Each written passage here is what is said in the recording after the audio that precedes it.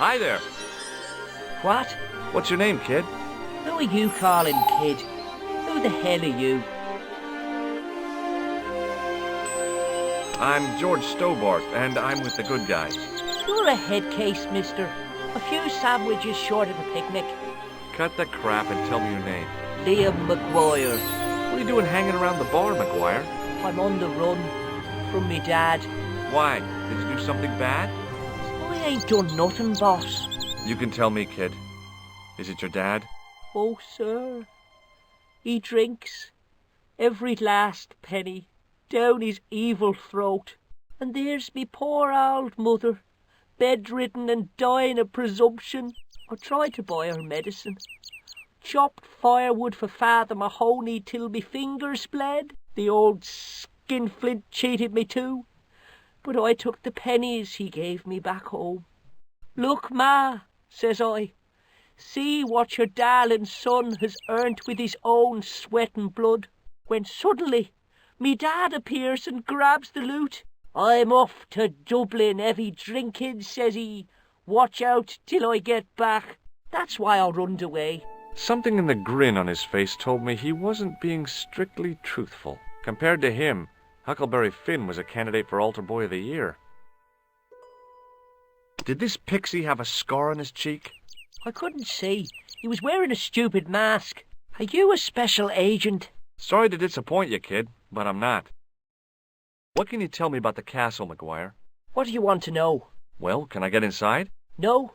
It's locked up. Does anyone live there? No. Only, what do you want to know? Oh, nothing. You know something about the castle you're not telling me, don't you? No. What is it you're covering up? Is it something you're scared of? I ain't scared of nothing. I'll give you one last chance to tell me about the castle. Oh, yeah? And what if I don't? Then I'm taking you back to school. Oh, there's a ghost. It's called the Phantom of Loch Man. You're not telling me you believe in ghosts, are you? Mister, I seen it with me very own eyes. Last Tuesday night, I went up to see what that dig was about. I just reached the top of the wall when I hears this awful noise. What sort of noise? A horrible snuffling and snorting, like O'Brien's pig, only worst. It was coming from inside the castle. Have you seen a guy dressed as a clown? Here in Lochmarn, they all dress like clowns. The man I'm looking for is a dangerous psychotic. Jesus. It's just like that film I saw. There's this clown, see, and he's after this kid who saw him kill a guy. He tries to warn the sheriff, only no one believes him. Then, while he's in the tub, the clown cuts him up with a chainsaw. My God, that doesn't sound suitable for a kid like you. Who are you calling a kid? I'm 25. Yeah, right. You're not a day over 14. Oh no, it's 25 that I am. Married with a car and 3 kids. 10 kids if you count the wives. Did Fitzgerald drop anything when he was hit? I didn't see. It all happened so fast. Maybe the package fell somewhere out of sight. Did you find out what was making the noise in the castle? No fear. I just sat there on the wall like Humpty Dumpty. The moon was cracked and greasy like an old dinner plate. The yard was full of shadows. I could have been hiding anything. I would have gone home, but my legs had lost their stuffing. Did you get to see the ghost? Indeed I did. And a fearsome sight it is too. I sat on my arse, waited while the moon went down. Then out it comes from the shadows, all grey and tattered and hunched over like an old bent willow. Then I hears this spluttering and splashing and horrible laughter in the dark. I was so scared. Why, I fell off the bloody wall. I'm sure there's a rational explanation for what you saw at the castle. There is. The bloody place is haunted. See you later, kid. Okay, mister.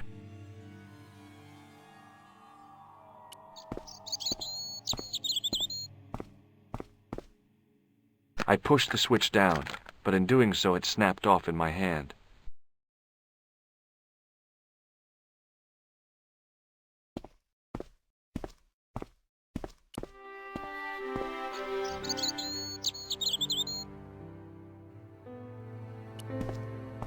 Hi, do you speak English? Well, now, what if I was to say no? An implication of cognizance shrouded in denial. A pretty poser of a paradox indeed. I gave him the look I'd perfected when I was 12 and was going to be the greatest hypnotist of all time. It was a killer. Are you attempting to hypnotize me, or is it the constipation you're suffering? I was a little out of practice. Did you happen to see a red sports car down on the road? I caught a glimpse of a flash of red on the hill and heard the racket. Sure, it was an awful noise. A sports car, you say? A Ferrari, to be exact. A racing car? And what was it doing here? The poor fella must have been lost. The driver of the Ferrari was involved in an accident. Is that so? Yeah, he knocked somebody down outside the bar. What an idiot!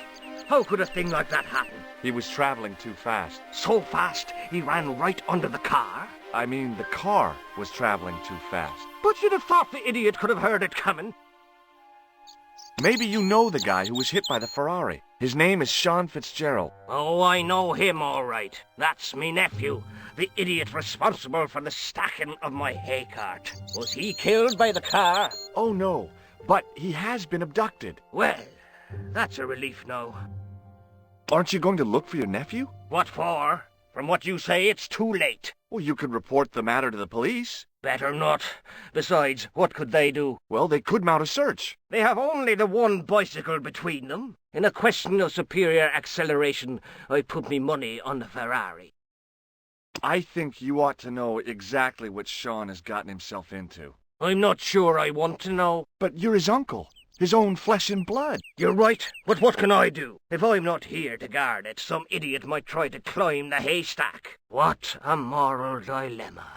Stay here and guard this potentially lethal agricultural construction, or to go off in search of the prodigal nephew, the very man responsible for said hazard? It'll need some thinking about. Why, there's no problem. You're right. Why didn't I think of it before? We'll demolish the haystack. You don't have to demolish the haystack to go look for Sean. I'll stay here in your place and warn anyone who's silly enough to climb it. Marvellous! I think I should start me inquiries in the bar.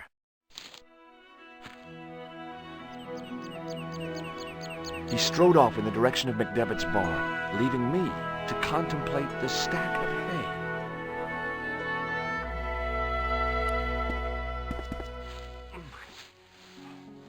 The stack of hay stopped, short of the top of the wall.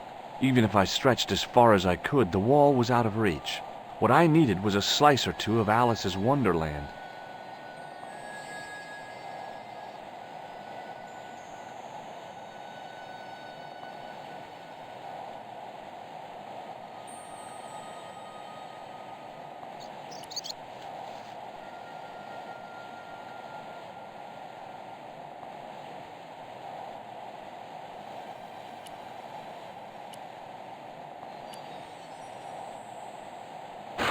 I inserted the end of the lifting key in the mortarless crack and gave it a firm shove.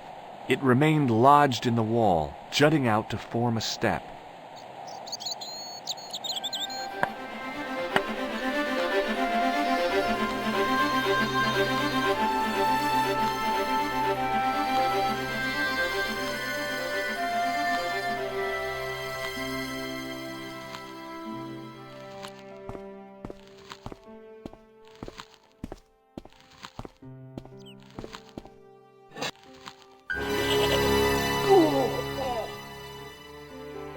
The rope by which the goat was tethered had become tangled on the old plowshare.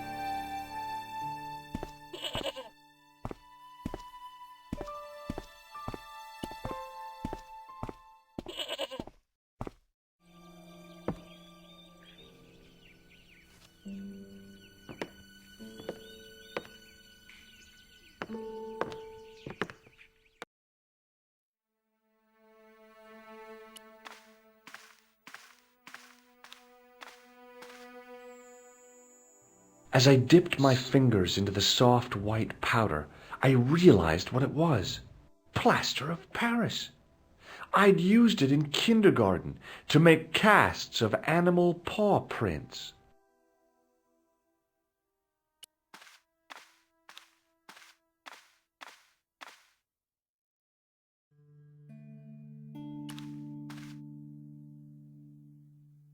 The statue was too heavy to lift. It overbalanced into the sand.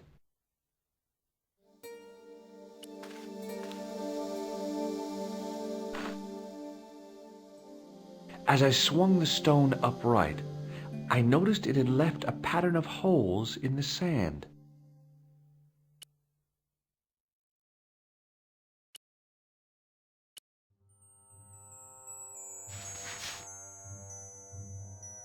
I sprinkled the plaster on the sand until the holes were filled.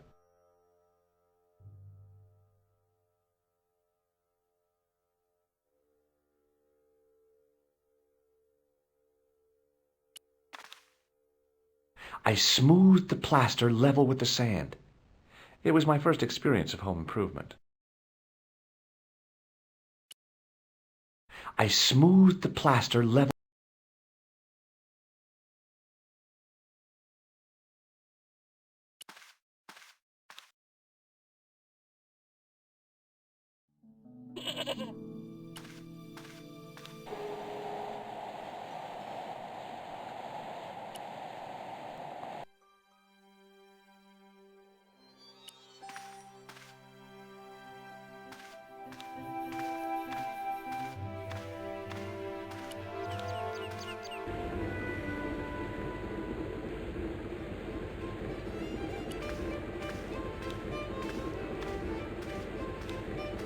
Excuse me. Yes, sir? Hey, how about another drink? See him again? Do you serve cocktails? I'll serve anyone with manners.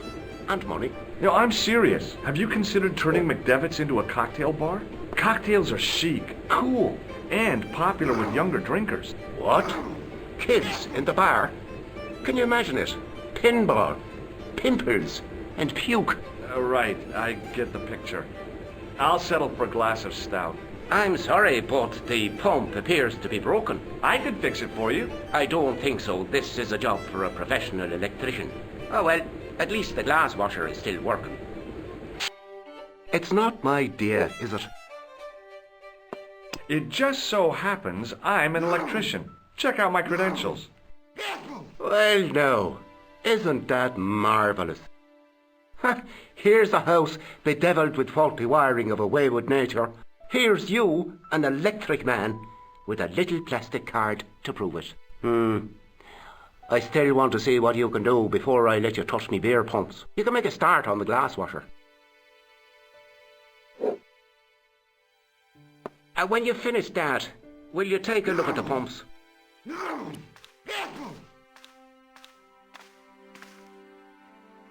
It was a beer-stained piece of toweling.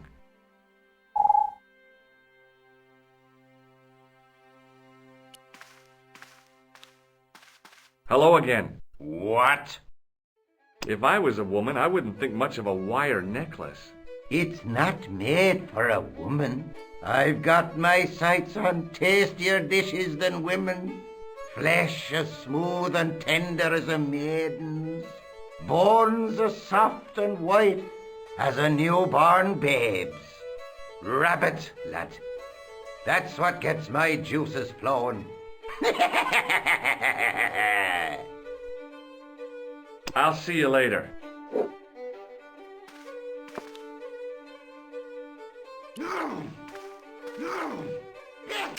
As soon as the old guy looked away, I grabbed his piece of wire.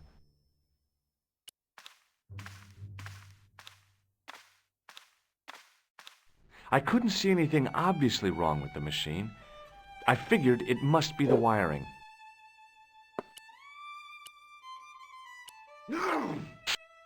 I replaced the fuse with a piece of wire. I knew it was dangerous, but I was desperate enough to disregard everything I knew about standard safety precautions. Excuse me, Mr. Leary. I fixed your glass washer, no problem. Bingo! And a blessing to all the saints. A free half-pint to that man on the house. Now, could you take a look at the beer pumps? Well, I guess so, but I'm not making any promises. If you can't fix them, I'll have a riot on me hands. The pumps are in the cellar, right? That's right. You'll find a flashlight down there somewhere.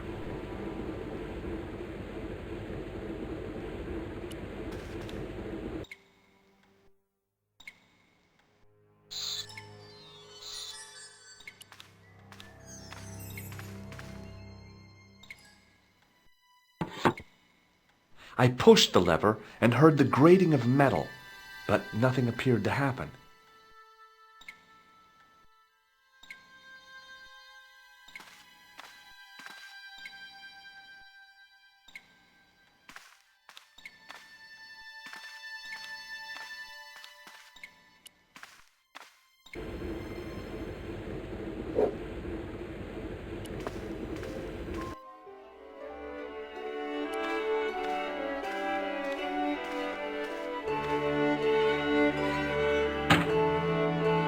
I lifted the trap door, and an overpowering smell of stale beer rose from the cellar below.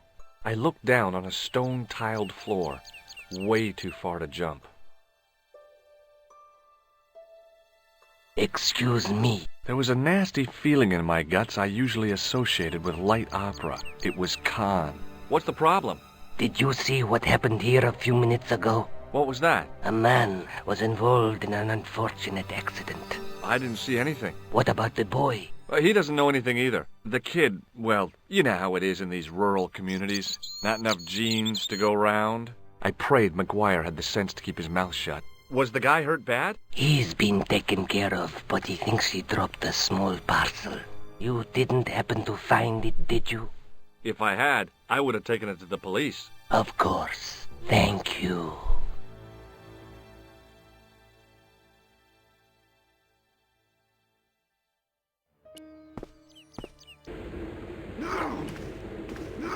Now I could see. I spotted Mr. Leary's flashlight easily. Then I noticed a flash of light, something sparkling beneath the open trap door.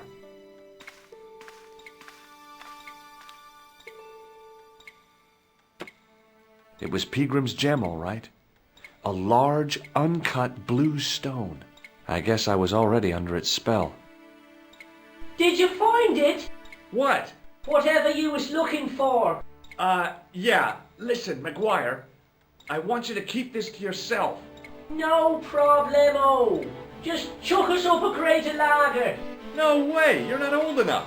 We can sell it and make some cash. Forget it, kid. I couldn't betray Mr. Leary's trust. I could, for sure. That old misery guts deserves it. If you want to do me a favor, keep a lookout for that guy in the suit. Okay. But it'll cost you a packet of chips. Oh, and shout if you see that Ferrari.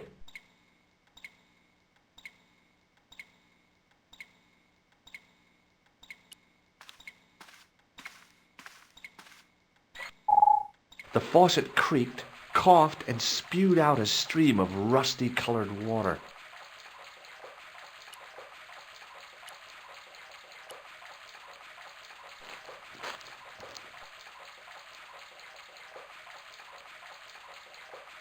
I held the towel under the faucet and soaked it with water.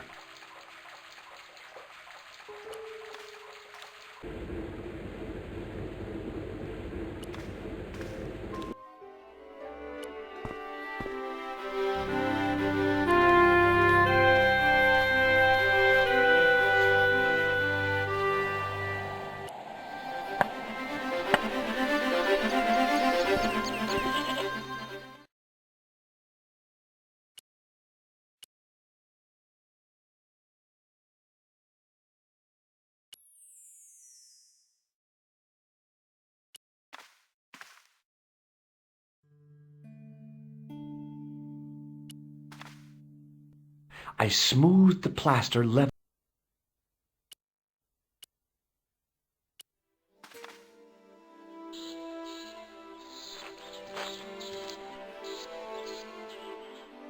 The trickle of water was quickly absorbed by the plaster. I eased the solid piece of plaster from the sand. Underneath, it had formed a perfect copy of the statue.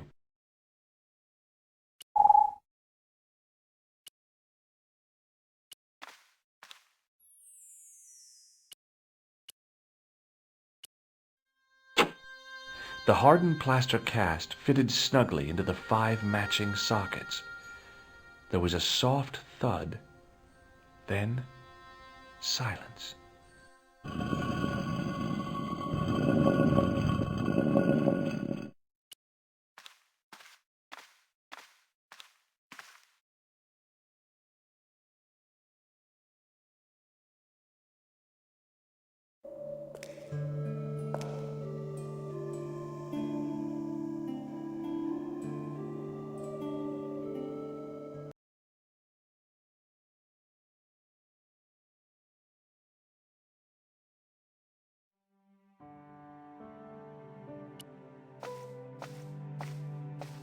There wasn't anyone that I needed to call.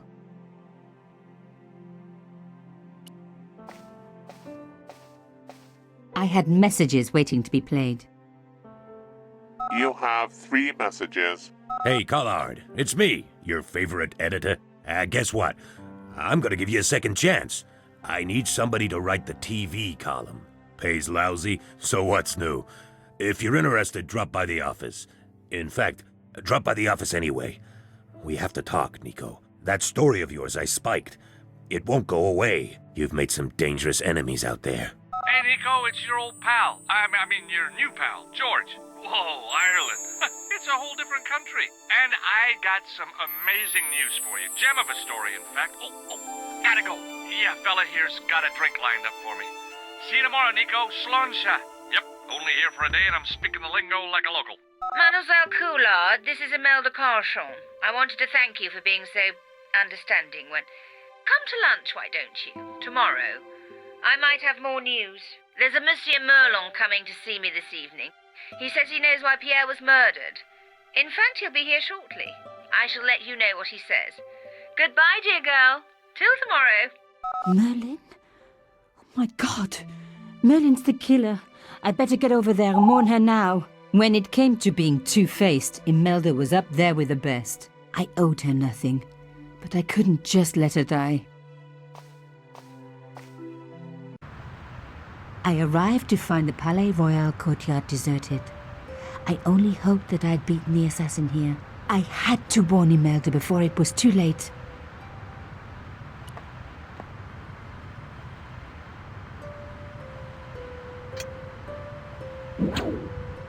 I unhooked the first wire.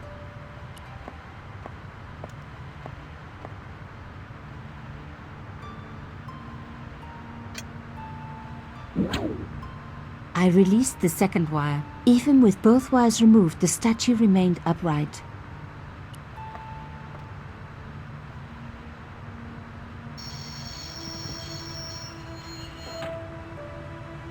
If I could deconstruct this, I could deconstruct anything.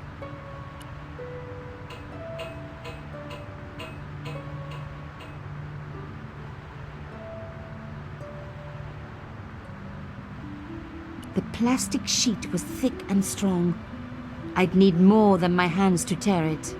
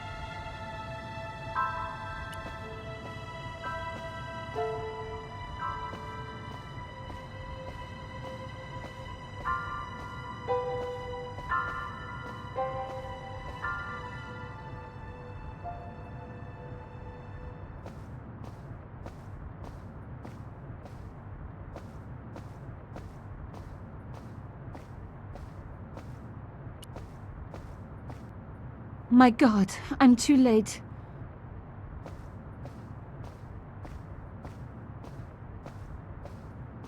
Imelda. Oh no. Nico? Don't worry, you're going to be all right. You know that isn't true.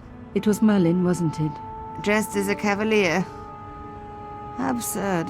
You came to warn me, didn't you? I must be crazy. Let me see you, Nico. All this time you were just using me. Which one is the real Imelda? You are an extraordinary girl. Thierry would have been so proud of you. You didn't know my father. So like him. Something about the eyes. I wish we'd had time to get to know each other. She was gone. She cheated me, lied to me, used me. But why? Even in death, Imelda looked the same. Beautiful, inscrutable. The Ice Queen alone in her ice palace. I opened it. Inside was a tiny gold key. I took the key. I had to leave. I knew I could never return.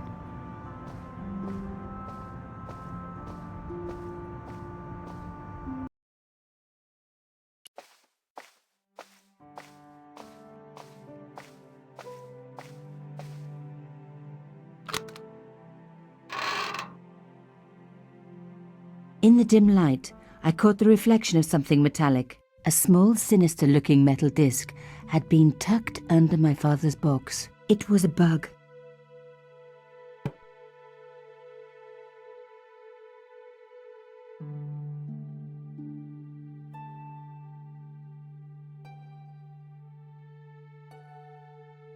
You don't scare me. Espèce de...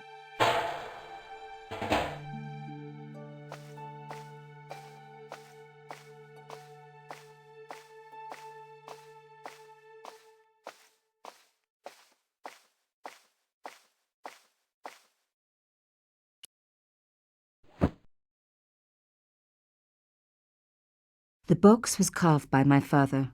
It never had a key. The elephant on the lid was a perfect match to Carchon's. I took out the key.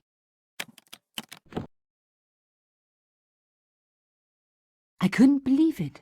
Imelda's key opened my father's box. I dreaded what I was going to find inside.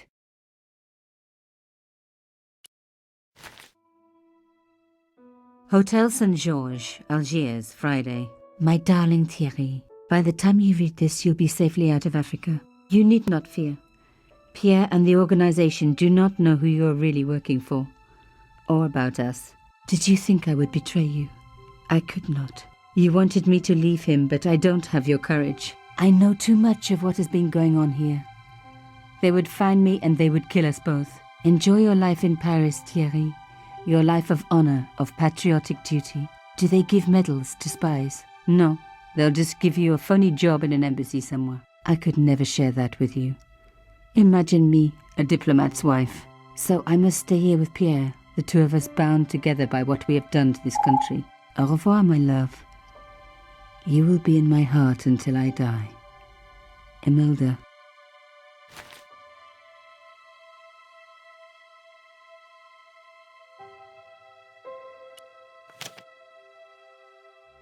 It was a photograph of Imelda. I felt as if a black hole had swallowed me up. Imelda and Carchon grinning. While behind them a village was being razed to the ground, its people butchered. And there, next to them, staring out at me across the years, my own father.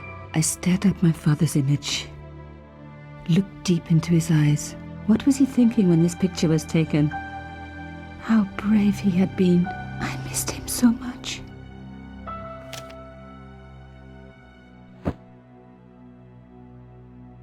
He and Imelda must have fallen in love. She'd found out who he really was, so he had to leave. It had broken her heart, but she had never revealed it to anyone. I knew I couldn't either.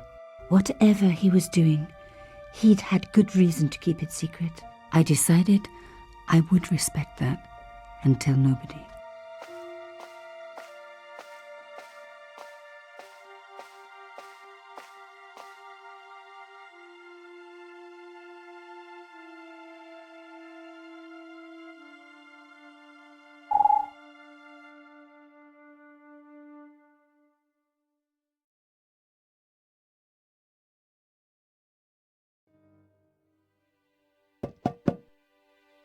I knew it was George. For a moment I was tempted to pretend that I was out, or ask him to go away and come back later. But then... Come in. Hello, George.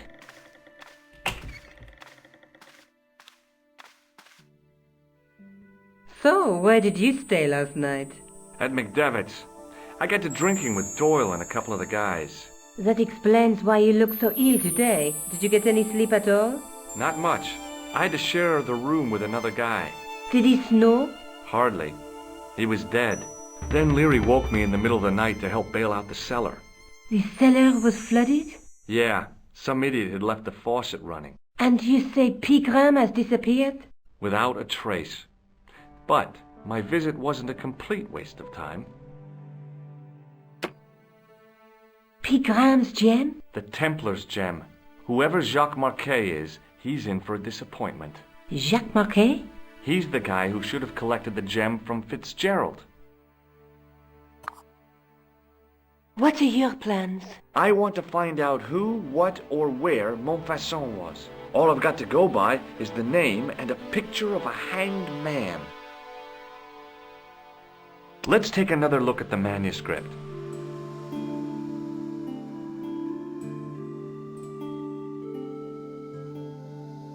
There's a guy with a sword and a bull. Between them is a gem supported by a tripod. A knight with a crystal ball. The knight's scroll bears a phrase in Latin. Through my teachings, you will be enlightened.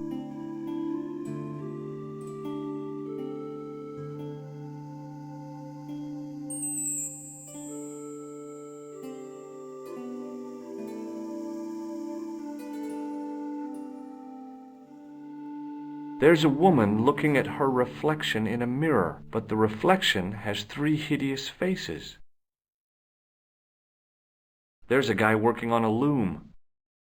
Look there, 2 guys on the same horse. What are your plans? I want to find out who, what, or where Montfaucon was. All I've got to go by is the name and a picture of a hanged man.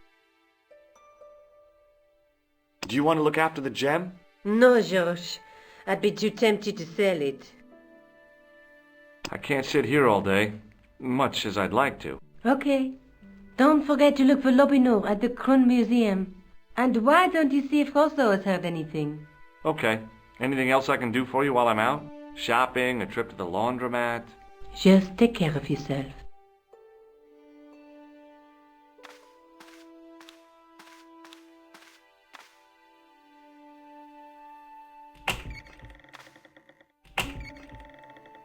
I so much wanted to talk to George about everything that had happened, but I knew I never could.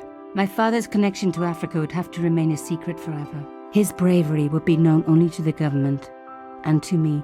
Revealing it would just damage his memory.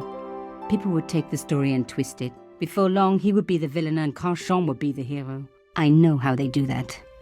I'm a journalist.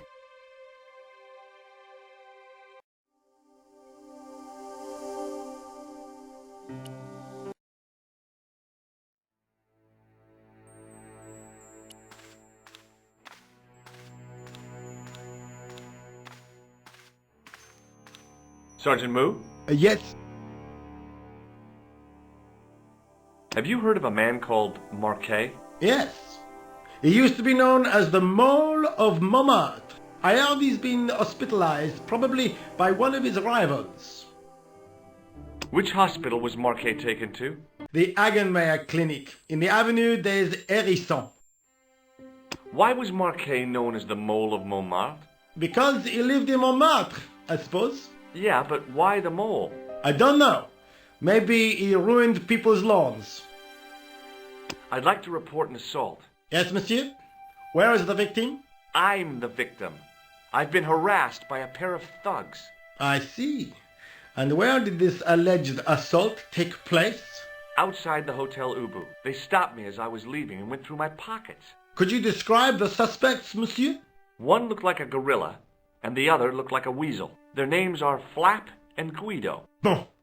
I'll get them this time. Do you know a man named Khan? He's a shifty-looking guy with a scar on his left cheek. No, monsieur. He also calls himself Thomas Merlin. I'm sorry, Monsieur Stobart. I don't know him. Has this man any connection with the bombing of the cafe? Yes. I believe Khan was the name he used when he hired the clown costume. See you later, Sergeant.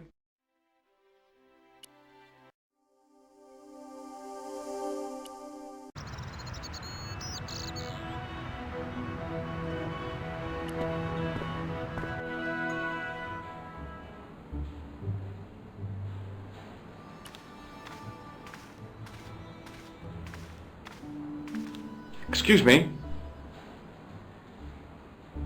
Yes, sir? Is this the Hagenmeyer Clinic? That's correct. I thought I was in a garden center. Oh, the plants. They were my idea. A little greenery to evoke the spirit of nature. How may I help you? I'm here to see Jacques Marquet. Oh, yes. Are you related to our client, sir? Yeah, I'm his, long-lost brother. A brother half his age with a different name and an American accent. Yeah, people always say that. I blame Mom. We were separated at an early age, after a mix-up in the nursery at the Oakland shopping mall. I've never heard anything so ridiculous in all my life. I guess not. So, do I get to see Marquet before the funeral? That attitude will get you nowhere. My instructions were quite clear. No one gets to see Marquet. So unless you can prove you're a relative or a close acquaintance, you're wasting your time here.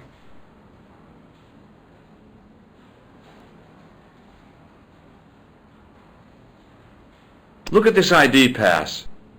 So you're Merlin. Marquet's been asking for you. For me? Yes. He was shouting your name when they brought him in here. Now, let me see. He was on Ward B12, as I recall. Oh, he's being transferred to... Oh, dear. He's on Ward J2. That's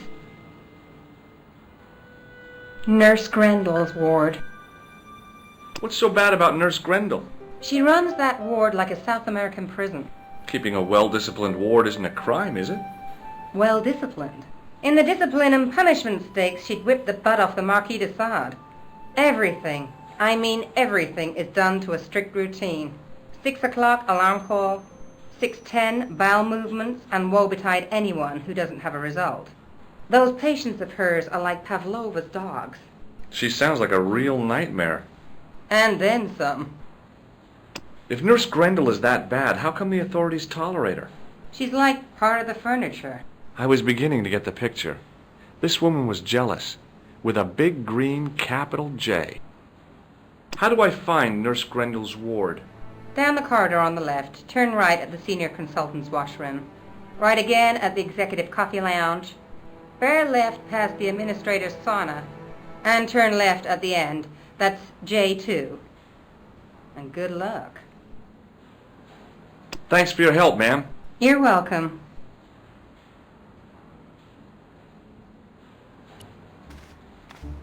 As I turned the corner, I saw the source of the hellish noise which echoed through the corridors.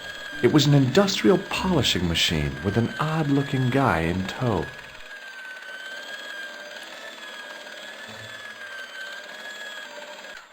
Hey now, you can't go in there. How come? I'm responsible for the contents of that cupboard.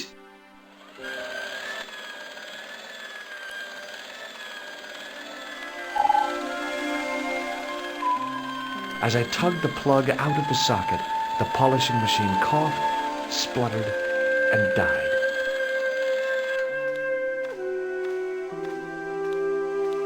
Mr. Shiny, what's wrong, pal?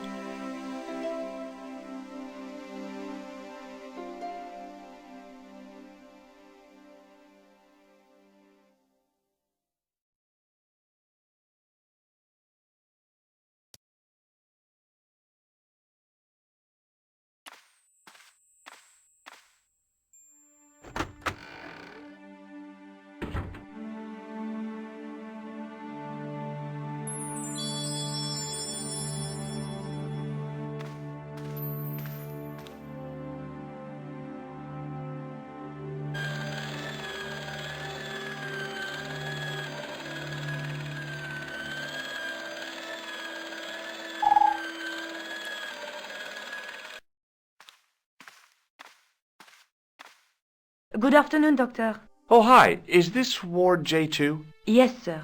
The patients are ready for your inspection, Doctor. Thank you, nurse. You'll need this, Doctor.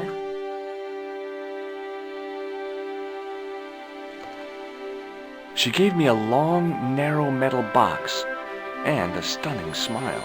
Thanks. Could you take a look at the client in bed number 3 now? His name is Eric Sopmarche. Thank you, nurse. Au revoir, monsieur.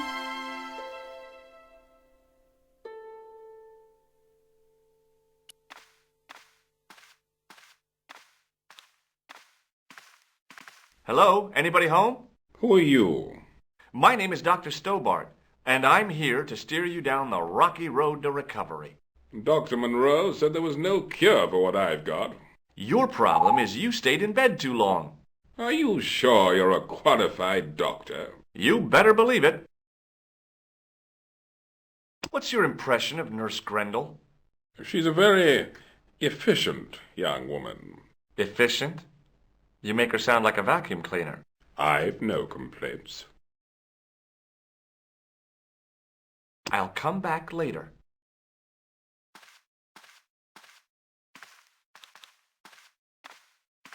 Doctor!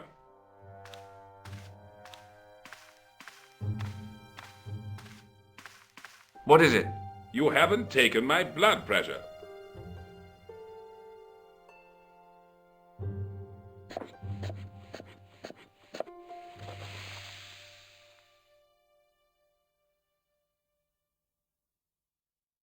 Seems fine to me. You're not doing it right. Of course I am. No, you're not. Dr. Monroe never did it like that. I can't take a satisfactory reading while you're excited like this. I'll come back later.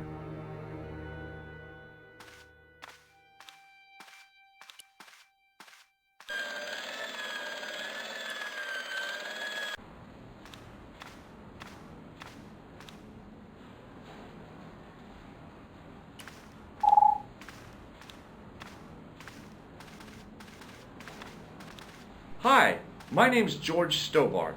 Aha! Just the man. You must be the new boy. Yeah, I must be. Well, stop wandering about and make yourself useful. Bunny, come here, boy. This is Benoit, my nephew. Can I trust you to look after him? He is fresh out of medical school. It will open his eyes to see a real doctor on the job. I'll bet. Show him around. Let him see some real suffering.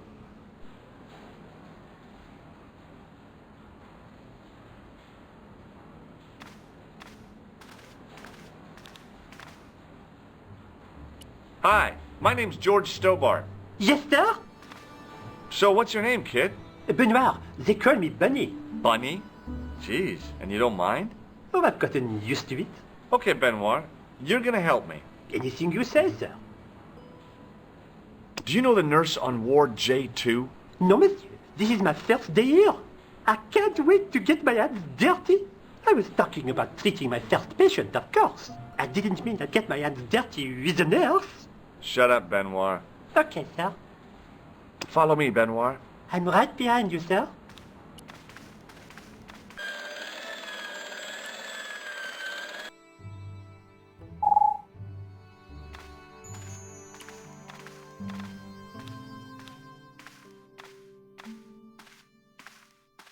Hi, it's me again.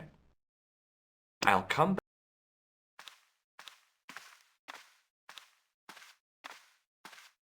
Oh, doctor. What now? You didn't finish taking my blood pressure.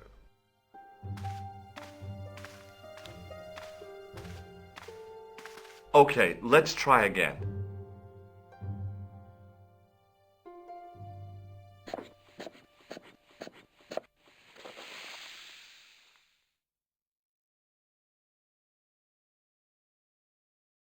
You don't have the first idea what you're doing, do you? I'll come back when you've recovered your manners. Hey, Benoit! Yes, sir? Here, take this pressure gauge. Thank you, sir. What do you want me to do with it? Well, keep it safe until I think of something. Follow me, Benoit. I'm right behind you, sir.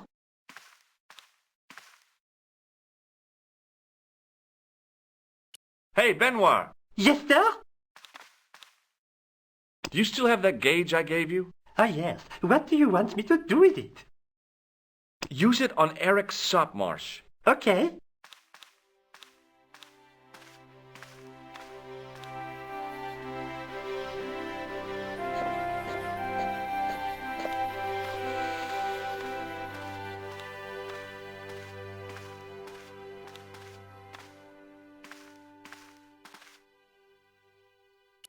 Rather you than me, pal. I'm Dr. Stobart. Bonjour, docteur.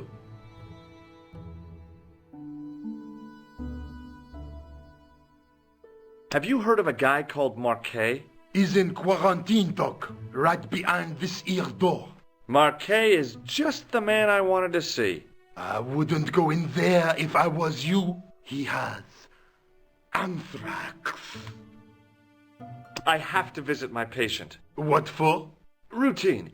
I have to check he's still breathing.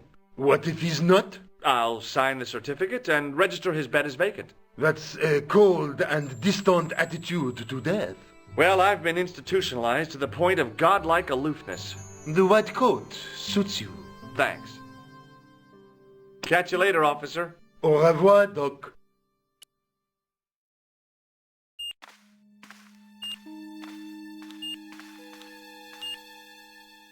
Marquet? Yes, I'm Marquet. I've been expecting you. You have? Well, what are you waiting for? Get it over with. I just want to know what I should do with the gem. The Lamar gem. Yeah, right here in my pocket. I thought you were one of the assassin. Not me. I never inhaled. So, you were sent in my place? Yeah. You could hardly make the trip to Ireland in your condition. What should I do with the gem? Deliver it to the Grandmaster.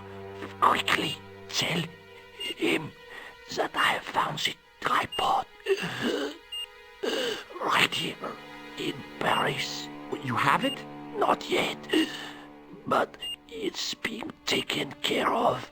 I hired a couple of stooges with a flair for petty crime. Would that be Flap and Guido by any chance? You know them as for Klausner. He has gone off to Syria on a wild goose chase. They have geese in Syria? He has a theory about the location of the...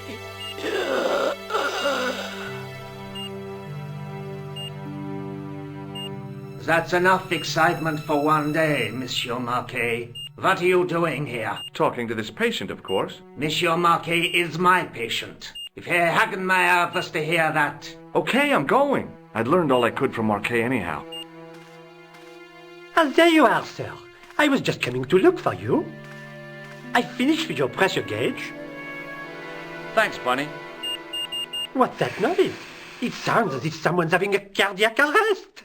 It's all right. The doctor's in there with him. Are you sure he was a doctor? Oui, monsieur. He showed me his ID. It was Dr. Braille.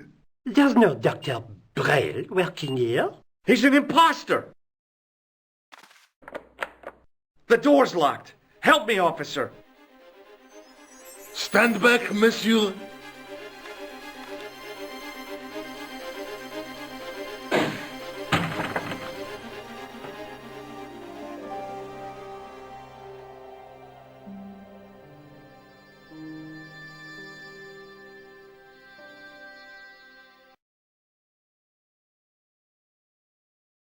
Hello, Georges.